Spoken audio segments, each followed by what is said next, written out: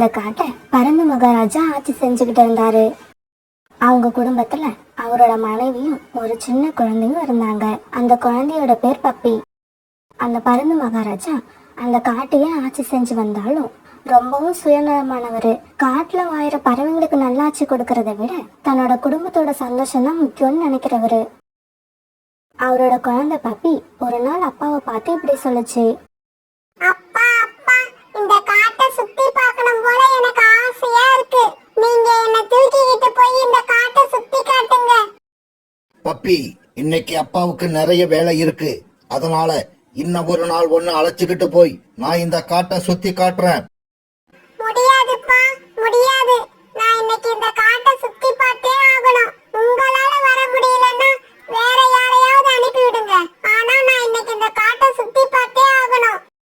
Puppy இப்படி பிடிவாதம் பிடிக்கவே வேற வழி இல்லாத பருந்து மகாராஜா தன்னுடைய சேவகன் ஒருத்தனை கூப்பிட்டாரு.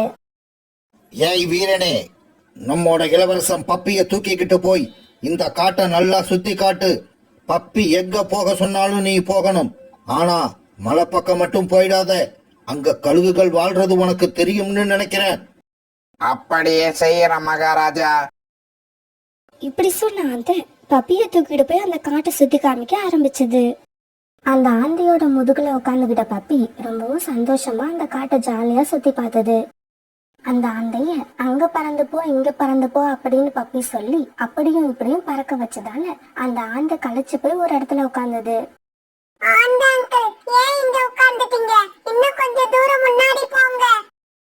இல்ல இளவரசே, போக கூடாது.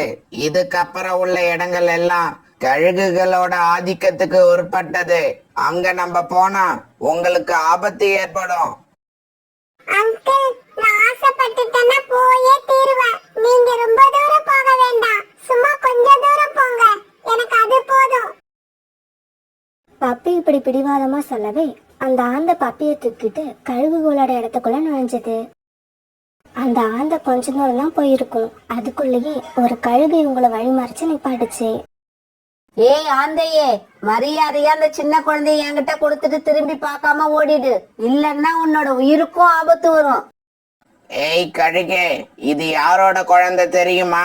பருந்து மகாராஜாவோட குழந்தை. அதனால தயவு செய்து எங்களை விட்டுடு. நாங்க இப்படியே திரும்பி போயிடுறோம். என்னது, பருந்து மகாராஜாவோட குழந்தையா?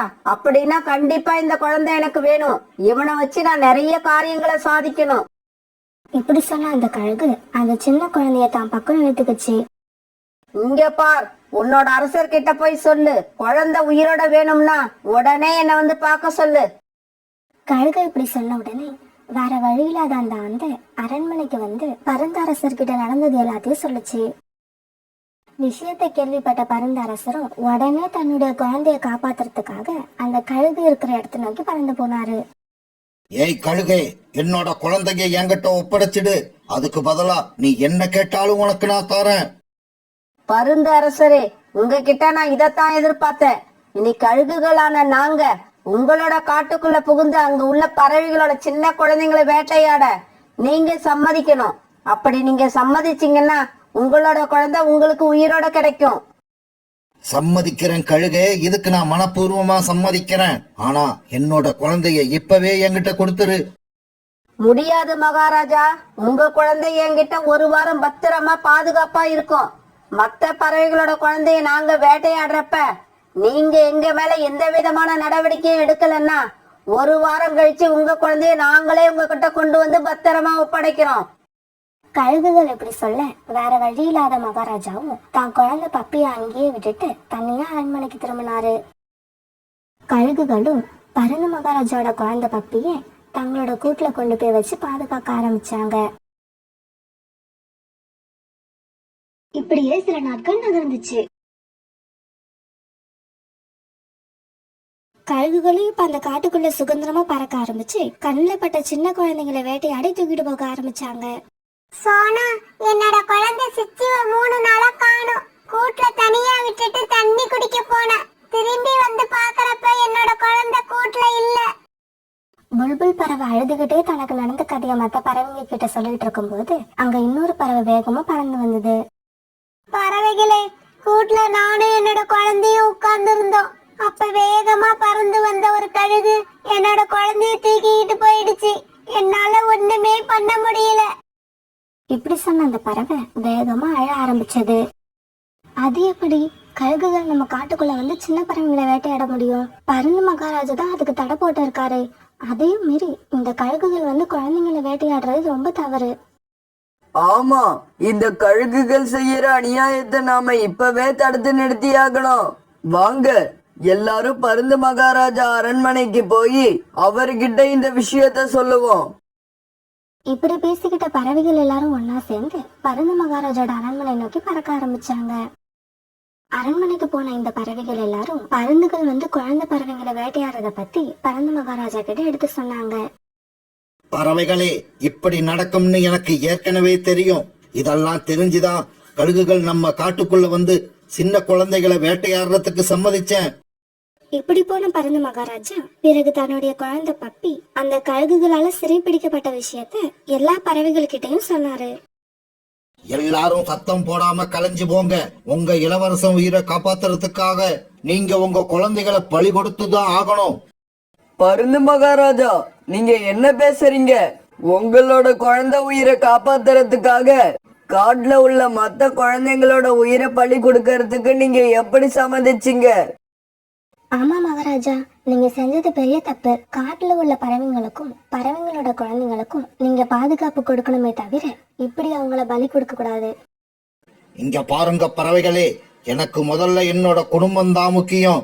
இந்த காட்டுல உள்ள பறவைகள், பறவைகளோட குழந்தைகள், இவங்களோட நலனெல்லாம் எனக்கு அதுக்கப்புறம்தான். முடிஞ்சா அவங்கவங்க தங்களோட குழந்தைகளை அந்த கழுகுகள் கிட்ட இருந்து காப்பாத்திக்கிங்க. பருந்து மகாராஜா, நீங்க தப்பா யோசிக்கிறீங்க. நாங்களும் எங்க குழந்தைங்களும் நல்லா இருக்கிற வரைக்கும் தான் நீங்க மகாராஜாவா இருக்க முடியும். நாங்க இல்லைன்னா இந்த காடே இல்லை. இந்த காடே இல்லைன்னா நீங்களும் இல்லை, உங்க அரண்மனையும் இல்லை. பறவைகளே, இங்கிருந்து கிளம்பி போயிடுங்க.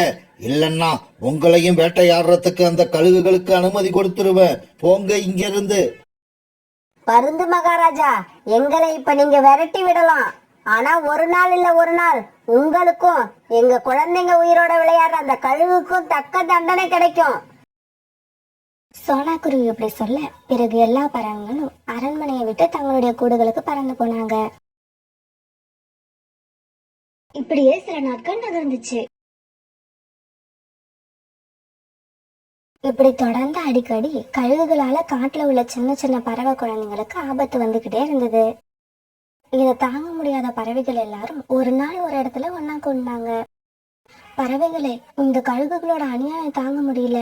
ஒவ்வொரு நாளும் ஏதோ ஒரு பறவையோட சின்ன குழந்தை அந்த கழுகால வேட்டையாடப்படுது. இதை நாம எப்படியாவது தடுத்து நிறுத்தி ஆகணும். சோனா, நீ சொல்றது ரொம்பவும் சரி. அந்த கழுகுகள் எப்ப வருமோன்ற பயத்துல நானும் என் கணவர் காலுவும் வீட்டை விட்டு உணவு தேட கூட வெளியில கிளம்புறதே இல்ல. நாங்களும் என் குழந்தை ஜக்கும் சாப்பிட்டு 2 நாள் ஆகுது. இன்னும் எத்தனை நாளைக்கு இப்படி பட்னியா கிடக்க முடியும்? நமக்கு இப்படி கஷ்டம் வந்ததுக்கு காரணம் அந்த கழுகுகள் மட்டும் இல்ல, நம்மளோட பருந்து மகாராஜாவும் தான். இவங்க 2 பேரையுமே நாம தண்டிச்சாகணும். ஆமா, நாம முதல்ல ஏதாவது ஐடியா பண்ணி அந்த கழுகுகளை கொல்லணும். பருந்து மகாராஜாவுக்கு என்ன தண்டனை கொடுக்கறதுன்னு அதுக்கப்புறம் பாத்துக்கலாம். சரி, நாம அப்பனா ஒண்ணு பண்ணலாம். நம்மளோட குழந்தைங்களை முதல்ல கொண்டு போய் பக்கத்து காட்டுல உள்ள நம்ம சொந்தக்காரங்க வீட்டுல பாதுகாப்பா விட்டுட்டு வந்துருவோம். அப்படி விட்டுட்டு வந்தாதான் நாம இந்த கழுகுகளை கொல்ல என்ன வழின்னு பொறுமையா யோசிக்கலாம். இப்படி பேசி முடிவு பண்ணின பறவைகள் எல்லாரும் தங்களோட குழந்தைங்களை தூக்கிட்டு பக்கத்து காட்டை நோக்கி பறந்து போனாங்க. இப்படி போன இவங்க தங்களோட குழந்தைங்களை பாதுகாப்பா விட்டுட்டு திரும்பி வர்றதுக்கு அன்னைக்கு ராத்திரி ஆயிடுச்சு. இப்படி ராத்திரியில திரும்பி வந்த பறவைகள் அந்த கழுகோட கூட்டுல பருந்து மகாராஜோட குழந்தை பப்பி படுத்து தூங்கிட்டு இருக்கத பார்த்தாங்க. இத பார்த்த எல்லா பறவைகளும் பிறகு ஒரு மரத்துல உட்காந்து இப்படி பேச ஆரம்பிச்சாங்க.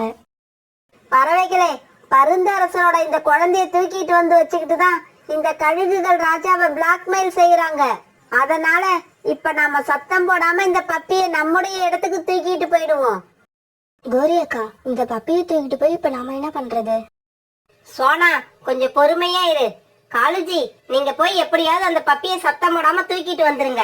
போற வழியில நாம அடுத்து என்ன செய்யணும்னு சொல்றேன். பிறகு காலுக்காகும் கழுகுகளோட கூட்டுக்கு போய் அங்க தூங்கிட்டு இருந்த பப்பிய தன்னோட முதுகுல தூக்கி வச்சுக்கிட்டு பறக்க ஆரம்பிச்சது.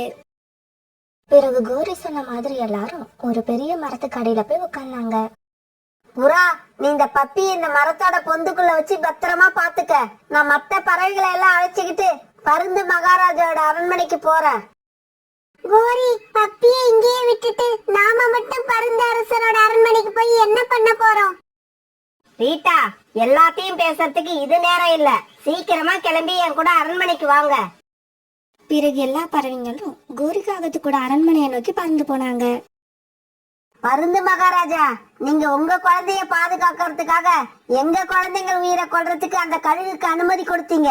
ஆனா நடந்தது என்ன தெரியுமா? உங்க குழந்தையே அந்த கழுகுகள் கொண்டு தின்னுட்டாங்க. இல்ல, இதை என்னால நம்ப முடியல. அந்த கழுகுகள் அப்படி செஞ்சிருக்காது.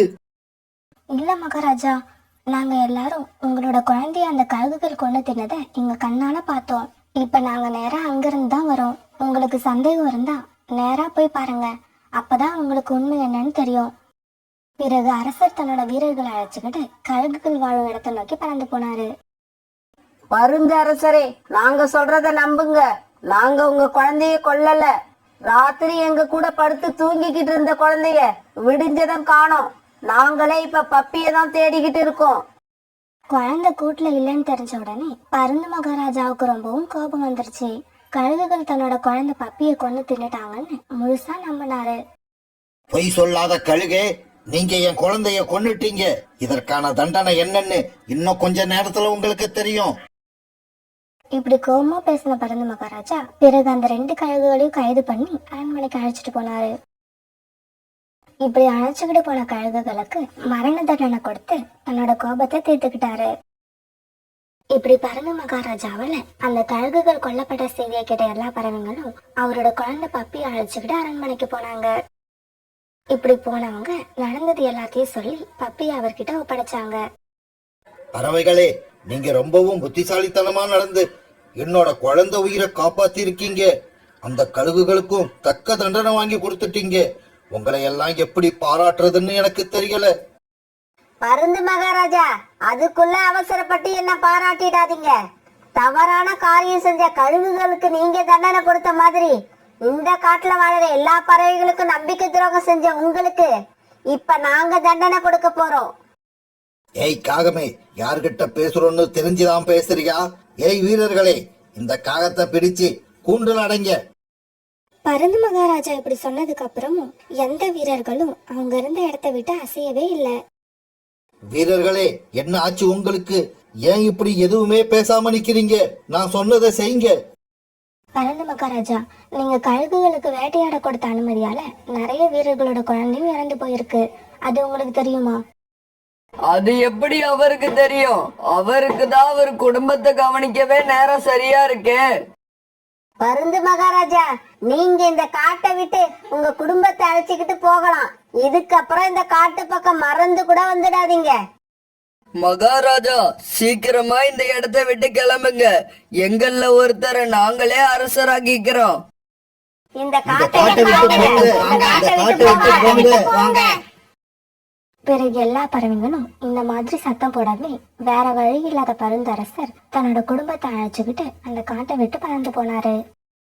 பிறகு எல்லா பறவைங்களும் சோனாக்குருவிய ஒரு மனதான் அந்த காட்டோட அரசியா தேர்ந்தெடுத்து முடி சொன்னாங்க. சோனாக்குருவியும் ரொம்பவும் நேர்மையாவும் நியாயமாவும் அந்த காட்டு அரசாங்கத்தை நடத்த ஆரம்பிச்சது. கோரிக்காகவும் தன்னோட சின்ன கூட்டுல கணவர் காலுக்காகத்தோட வசிச்சு வந்தது. இவங்களுக்கு திருமணம் ஆகி ரொம்ப நாள் ஆகியும் குழந்தை பாக்கியம் இல்லாமலே இருந்தது. இதனால ஒரு வாரத்துக்கு முன்னாடி வரைக்கும் ரொம்ப சோகமா இருந்த இவங்க இப்ப ரொம்பவும் சந்தோஷமா இருந்தாங்க. ஏன்னா ஒரு வாரத்துக்கு முன்னாடிதான் கோரிக்காக 5 முட்டைகளை இட்டு இருந்தது. காலுஜி, ஒரு வாரத்துக்கு முன்னாடி வரைக்கும் ஒரு குழந்தை நமக்கு பிறக்காதான்னு ஏங்கிக்கிட்டு இருந்தோம். கடவுள் நம்மளுடைய கஷ்டத்தை பார்த்துட்டு இப்ப 5 குழந்தைங்களை கொடுத்திருக்காரு. ஆமா கோரி, நீ இந்த முட்டைகளை ரொம்பவும் பாதுகாப்பா பாத்துக்க. நான் இப்ப வேலை விஷயமா தூரத்துல உள்ள காடு வரைக்கும் போக வேண்டி இருக்கு. வர்றதுக்கு இன்னும் எப்படியும் 10 நாட்கள் ஆகும். காலுஜி, நீங்க எதை பத்தியும் கவலைப்படாம நீங்க போய் வேலைய பாருங்க. நீங்க திரும்பி வர்றப்ப உங்களை வரவேற்க உங்களோட 5 குழந்தைங்களும் தயாரா இருப்பாங்க. கோரி இப்படி சொன்னதை கேட்ட காலுக்காகவும் ரொம்ப சந்தோஷமா தன்னோட வேலையை பார்க்க பறந்து போச்சு. பிறகு பகல் பூரா தன்னோட முட்டைகளை பாதுகாப்பா பாத்துக்கிட்ட கோரிக்காகவும் ராத்திரி தன்னோட கூட்டிலேயே படுத்து தூங்கிடுச்சு. மறுநாள் பொழுது விடிஞ்சிச்சு. காலையில கண் விழிச்ச கோரிக்காகவும் கூட்டை விட்டு வெளியே வந்து மரத்துல உட்கார்ந்தது. கொஞ்ச நேரம் கூட்டுக்கு இந்த பக்கமும் கொஞ்ச நேரம் கூட்டுக்கு அந்த பக்கமும் இப்படி மாறி மாறி உட்கார்ந்தது. ஆனா எந்த இடத்துல உட்கார்ந்தாலும் அதோட பார்வை மட்டும் கூட்டுல இருந்த முட்டைகள் மேலேயே இருந்தது. அந்த சமயத்துல திடீர்னு காட்டுல உள்ள எல்லா பறவையும் அபாய குரல் எழுப்பிக்கிட்டு வேகமா பறந்து போய்கிட்டு இருந்தாங்க. இத பார்த்த கோரிக்காவும் பயந்து போய் பறந்து வந்துகிட்டு இருந்த குண்டு சித்திய நிப்பாட்டுச்சு. குண்டு சித்தி, குண்டு சித்தி. ஏய் கோரி, நீ இன்னும் இங்கதான் உட்கார்ந்து இருக்கியா? இந்த இடத்த விட்டு கிளம்பி சீக்கிரம் பறந்து போ. என்னாச்சு சித்தி, எதுக்காக பறந்து போகணும்? கோரி, நம்ம காட்டுக்கு இன்னைக்கு காலையில ஒரு பயங்கரமான கழுகு வந்திருக்கு. அது கூட்டுல இருக்க முட்டைகளையும் சின்ன பறவைகளையும் சாப்பிட்டுடுது. அதனாலதான் எல்லா பறவைகளும் தங்களுடைய முட்டைகளையும் சின்ன பறவைகளையும் அழைச்சுக்கிட்டு இந்த காட்டை விட்டு வெளியே போறாங்க. நீயும் உன்னோட முட்டைகளை எடுத்துக்கிட்டு சீக்கிரமா இந்த இடத்த விட்டு கிளம்பு, இல்லன்னா உன்னோட முட்டைகள் அந்த கழுகுக்கு இரையாகிடும். இதை கேட்ட கோரிக்காக ரொம்ப பயந்து போயிடுச்சு. இப்படி சொன்ன குண்டு சித்தி தன்னோட குழந்தைங்களை அழைச்சுக்கிட்டு அந்த இடத்த விட்டு பறந்து போச்சு. கடவுளே, இப்ப நான் என்ன பண்ணுவேன்? என்கிட்ட 5 முட்டைகள் இருக்கே. இந்த 5 முட்டைகளையும் என்னால ஒரே சமயத்துல தூக்கிட்டு போக முடியாது. இப்ப எனக்கு என்ன பண்றதுன்னே புரியலையே. கோரிக்காகவும் இப்ப ரொம்ப குழப்பத்திலயும் பயத்திலயும் இருந்தது. அந்த கழுகு கிட்ட இருந்து தன்னோட முட்டைகளை எப்படி பாதுகாக்கிறதுன்னு யோசிச்சுக்கிட்டே இருந்தது. இப்படி யோசிச்சுக்கிட்டு இருந்த கோரிக்காகத்தோட பார்வை அந்த மரத்துல இருந்த இலைகளை பார்த்தது. உடனே கோரிக்காக ரொம்ப வேகமா செயல்பட்டது. அந்த இலைகளை பறிச்சு கூட்டுல இருந்த முட்டைகள் மேல போட்டு முட்டைகள் வெளியே தெரியாதபடி நல்லா மூடிடுச்சு. அப்பாடா, இனிமே அந்த கழுகு வந்தாலும் நம்மளுடைய முட்டைகள் அந்த கழுகுவோட பார்வையில படாது. கோரிக்காவை இப்படி நினைச்சுக்கிட்டு இருக்கும்போது தூரத்துல அந்த கழுகு பறந்து வரத பாத்துருச்சு. இப்படி கழுக பார்த்த கோரிக்காவும் உடனே தன்னோட கூட்டுக்கிட்ட இருந்து பறந்து போய் இன்னொரு மரத்தோட கிளைகளுக்கு இடையில மறைஞ்சுக்கிட்டு கழுகு என்ன செய்யுதுன்னு பார்க்க ஆரம்பிச்சது. பறந்து வந்த கழுகு கோரிக்காகத்தோட கூட்டுக்கு பக்கத்துல வந்து உட்கார்ந்தது. அட பாவமே, இந்த கழுகு என்னோட கூட்டுக்கு பக்கத்திலேயே வந்து உட்கார்ந்துருச்சே. ஒருவேளை அது என்னோட முட்டைகளை பாத்துருச்சுன்னா 5 முட்டையில ஒரு முட்டைய கூட விட்டு வைக்காது. தன்னை பார்த்துட்டு எல்லா பறவைங்களும் ஓடி ஒழிஞ்சது கழுகுக்கு ரொம்ப சந்தோஷத்தை கொடுத்தது. பறவைகளே, நீங்க எங்கதான் ஓடி ஒளிஞ்சாலும் நான் உங்களை விட மாட்டேன். உங்களோட முட்டைகளையும் சிறிய பறவைகளையும் சாப்பிட்டு என்னோட பசிய போக்கிப்பேன். கழுகு இப்படி சொல்லிக்கிட்டு சுற்றும் முற்றும் பாக்குறப்ப காற்று ரொம்ப வேகமா வீச ஆரம்பிச்சது. இப்படி வீசின காத்துல இலைகள் 1-2 பறக்க ஆரம்பிச்சது. கொஞ்ச நேரத்துல எல்லா இலைகளும் பறந்து கூட்டுல இருந்த முட்டைகளும் தெரிய ஆரம்பிச்சது. பக்கத்துல உட்கார்ந்து இருந்த கழுகு இப்ப கோரிக்காகத்தோட கூட்டுல இருந்த 5 முட்டைகளையும் பாத்துருச்சு. இந்த 5 முட்டைகளையும் பார்த்த கழுகு ரொம்பவும் சந்தோஷமாயிடுச்சு. ஆஹா, நம்ம பக்கத்திலேயே 5 முட்டைகள் இருக்கு. இதை விட்டுட்டு நாம ஏன் உணவு தேடி கண்ட இடத்துக்கு அலையணும்? இப்படி நினைச்ச கழுகு முட்டையை சாப்பிட போன நேரத்துல கோரிக்காக தன்னோட கூட்டுல பறந்து வந்து உட்கார்ந்துருச்சு. கழுகக்கா, கழுகக்கா, இங்க என்ன பண்ணிக்கிட்டு இருக்கீங்க? எனக்கு இப்ப பசி ரொம்ப அதிகமா இருக்கு. அதனால இதோ இங்க இருக்கிற 5 முட்டைகளையும் சாப்பிட போறேன். இந்த 5 முட்டைகளையும் சாப்பிட்டா என்னோட வயிறு நிறைஞ்சிரும். கழுகக்கா, தயவு செய்து இந்த முட்டைகளை சாப்பிடாதீங்க. இத சாப்பிட்டா உங்க வயிறு நிறையாது. அதுக்கு பதிலா உங்களுக்கு வயிற்று வலி தான் வரும். எனக்கு வயிற்று வலி வந்தாலும் பரவாயில்ல, நான் இந்த 5 முட்டைகளையும் இப்ப சாப்பிடதான் போறேன். கழுகக்கா, இதெல்லாம் சாதாரண முட்டை இல்ல, மந்திர முட்டைகள். என்னது, மந்திர முட்டைகளா? ஆமா, இது ஒரு மந்திர பறவையோட கூடு. 4 நாளைக்கு முன்னால அந்த மந்திர பறவை இந்த கூட்டுல ஒரு முட்டை இட்டது. அதுக்கப்புறம் அந்த மந்திர பறவை எங்க போச்சுன்னே தெரியல. இப்ப வரைக்கும் வரவே இல்ல. ஆனா அது கூட்டுல இருந்த முட்டை மட்டும் 1 2 ஆச்சு, 2 3 ஆச்சு, 3 4 ஆச்சு, 4 இன்னைக்கு 5 ஆயிடுச்சு. அப்படியா? ஆமா, அதனாலதான் இந்த விஷயம் தெரிஞ்ச பறவைகள் யாருமே இந்த கூட்டுக்கு பக்கத்துல வர்றதே இல்ல. அதனால நீங்களும் இந்த கூட்டை விட்டு வேற உணவு தேடிக்குங்க. இந்த முட்டைகளை சாப்பிட்டா உங்க உயிருக்கு தான் ஆபத்து. சாப்பிட்டாதானே என்னோட உயிருக்கு ஆபத்து. நான் இந்த முட்டைகளை சாப்பிட போறது இல்ல. இந்த முட்டைகள் 100 ஆகுற வரைக்கும் காத்திருப்பேன்.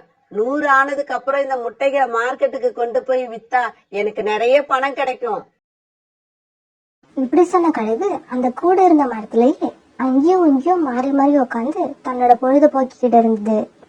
மந்திர முட்டைகளே, சீக்கிரமா 100 முட்டைகளா மாறுங்க. அப்பதான் நான் உங்களை மார்க்கெட்ல கொண்டு போய் வித்து பணமாக்க முடியும். இந்த கழுகு சரியான பைத்தியமா இருக்கும் போல இருக்கு. என்ன சொன்னாலும் நம்ம கூட்ட விட்டு எட்டையே போக மாட்டேங்குது. எப்படியாவது நம்ம முட்டைகளை அங்கிருந்து சீக்கிரமா எடுத்துக்கிட்டு போயாகணும். இந்த கழுதை நம்ப முடியாது. இது எப்ப வேணும்னாலும் நம்மளோட முட்டைகளை சாப்பிடறதுக்கு சான்ஸ் இருக்கு. இப்படி நினைச்ச கோரிக்காக்கும் அந்த மரத்துல உட்காந்து தன்னோட கூட்டையும் அதுல இருந்த முட்டைகளையுமே பார்த்துக்கிட்டு இருந்தது. அந்த கழுகும் வேற எங்கேயும் போகாம அந்த மரத்தையே சுத்தி சுத்தி வந்துகிட்டு இருந்தது. இப்படியே சில நாட்கள் நகர்ந்துச்சு. கழுகு அந்த மரத்துல வந்து உட்காந்து 4-5 நாட்கள் ஆயிடுச்சு. முட்டைகள் முதல் நாள் பார்த்த மாதிரியே 5 முட்டைகளாவே இருந்துச்சே தவிர ஒரு முட்டை கூட அதிகமாகல. அதனால அந்த கழுகுக்கு ரொம்ப கோபம் வந்துருச்சு. இந்த முட்டைகள் மந்திர முட்டைகள்னு சொன்ன கோரிக்காகத்துக்கு வேகமா குரல் கொடுக்க ஆரம்பிச்சது. காகமே, ஏய் காகமே, நீ எங்கதான் இருக்க? சீக்கிரமா இங்க வா. இன்னொரு மரத்துல உட்கார்ந்து இருந்தாலும் தன்னுடைய கூட்டையும் முட்டைகளையுமே பார்த்துக்கிட்டு இருந்த கோரிக்காகும் இப்ப அவசர அவசரமா அந்த கழுகு கிட்ட போச்சு. என்ன கழுகக்கா, என்னையா கூப்பிட்டீங்க? ஆமா, உன்னதான் கூப்பிட்டேன். நீ இந்த முட்டைகளை மந்திர முட்டைகள்னு தினமும் ஒண்ணு ஒன்னா எண்ணிக்கை அதிகரிக்கும்னு சொன்ன. ஆனா நான் இங்க வந்த நாள்ல இருந்து இப்ப வரைக்கும் இதோட எண்ணிக்கை 5ஆதான் இருக்கு. ஒரு முட்டை கூட அதிகமாகல. அதனால நான் இப்ப 5 முட்டைகளையும் சாப்பிட போறேன். அடடா, இந்த பைத்தியக்கார கழுகு கிட்ட மாட்டிக்கிட்டு நாம தான் படாத பாடுபட்டுக்கிட்டு இருக்கோம். இப்பவும் ஏதாவது சொல்லி இதை சமாளிச்சுதான் ஆகணும். கழுகக்கா, உங்களுக்கு எப்படி சொல்லி புரிய வைக்கிறதுனே எனக்கு தெரியல. ஒரு முட்டையா இருந்த இது இப்படி 5 முட்டையா மாறுற வரைக்கும் இந்த முட்டைகளை பார்த்துக்கிட்டு எந்த பறவையுமே பக்கத்துல உட்காரவே இல்ல. அதனாலதான் தினமும் ஒவ்வொரு முட்டையா அதிகமாகிக்கிட்டே வந்தது. ஆனா நீங்களோ வச்ச கண்ணு வாங்காம தினமும் பக்கத்துல உட்கார்ந்துகிட்டு இந்த முட்டைகளை பார்த்துக்கிட்டே இருக்கீங்க. நீங்க இப்படி பார்த்துக்கிட்டு இருக்கிற வரைக்கும் இந்த முட்டைகள் அதிகமாக போறதே கிடையாது. அப்படியா? இந்த முட்டைகளை நான் பாத்துக்கிட்டே இருக்கிறதாலதான் எண்ணிக்கை அதிகமாகலையா? ஆமா ஆமா, இந்த மரத்தை விட்டு ஒரு நாள் ராத்திரி முழுக்க கொஞ்சம் தூரம் போய் இருந்துட்டு வாங்க. இல்லன்னா இந்த மரத்து மேலேயே படுத்து தூங்குங்க. இப்படி நீங்க செஞ்சுட்டு விடிஞ்சதுக்கு அப்புறம் பாருங்க, 5 முட்டை கண்டிப்பா 6 முட்டையா மாறி இருக்கும். இதுதான் விஷயமா? இப்ப நான் எல்லா விஷயங்களையும் தெளிவா புரிஞ்சுகிட்டேன். இன்னைக்கு ராத்திரி இந்த மரத்து மேலேயே படுத்து நிம்மதியா தூங்க போறேன். 4-5 நாள் தூக்கம் என் கண்ணுல பாக்கி இருக்கு. இப்படி சொன்ன கழுகு அன்னைக்கு ராத்திரி அந்த மரத்திலேயே படுத்து நல்லா கொரட்டை விட்டு தூங்க ஆரம்பிச்சது. கழுகு இப்படி தூங்க ஆரம்பிச்ச கொஞ்ச நேரத்துல அந்த கூட்டுல இருந்த முட்டைகள் எல்லாமே மெதுவா ஆட ஆரம்பிச்சது. கொஞ்ச நேரம் கழிச்சு 2 முட்டைகள்ல இருந்து காக்கை குழந்தைகள் வெளியே வந்தது. அத பார்த்த கோரிக்காக வேகமா தன்னோட கூட்டுக்கு பக்கத்துல வந்தது. தன்னோட குழந்தைகள் கத்தி குரல் கொடுத்துருவாங்களோங்கிற பயத்துல 2 பேரையும் தூக்கிக்கிட்டு வேகமா வேற ஒரு மரத்துல இருந்த கூட்டுல கொண்டு போய் வச்சது. இப்படி போன கோரிக்காக திரும்பி வர்றதுக்கு முன்னால கூட்டுல இருந்த 3 முட்டைகள்ல இருந்து 3 குழந்தைங்க வெளி வந்துச்சு. அப்பாடா, என்னோட 5 முட்டையில இருந்து குழந்தைகள் வெளியே வந்துருச்சு. இனி இந்த இடத்த விட்டு கிளம்பி எங்கேயாவது தூரமா போக வேண்டியதுதான். இப்படி நினைச்ச கோரிக்காக்கும் தன்னோட 5 குழந்தைங்களையும் ஒரு கூட்டுல வச்சு தூக்கிக்கிட்டு தூரமா ஒரு இடத்த தேடி பறந்து போயிடுச்சு. மறுநாள் பொழுது விடிஞ்சிச்சு. இப்ப கோரிக்காகத்தோட கூட்டுல உடஞ்சு போன 5 முட்டைகளோட ஓடுதான் இருந்தது.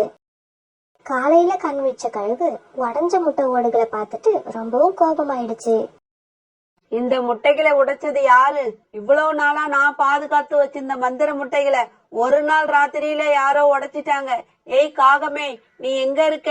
இந்த முட்டைகளை உடைச்சது யாரு? அந்த கழுகு ரொம்ப நேரம் வரைக்கும் இப்படி பைத்தியம் பிடிச்ச மாதிரி கத்திக்கிட்டே இருந்தது.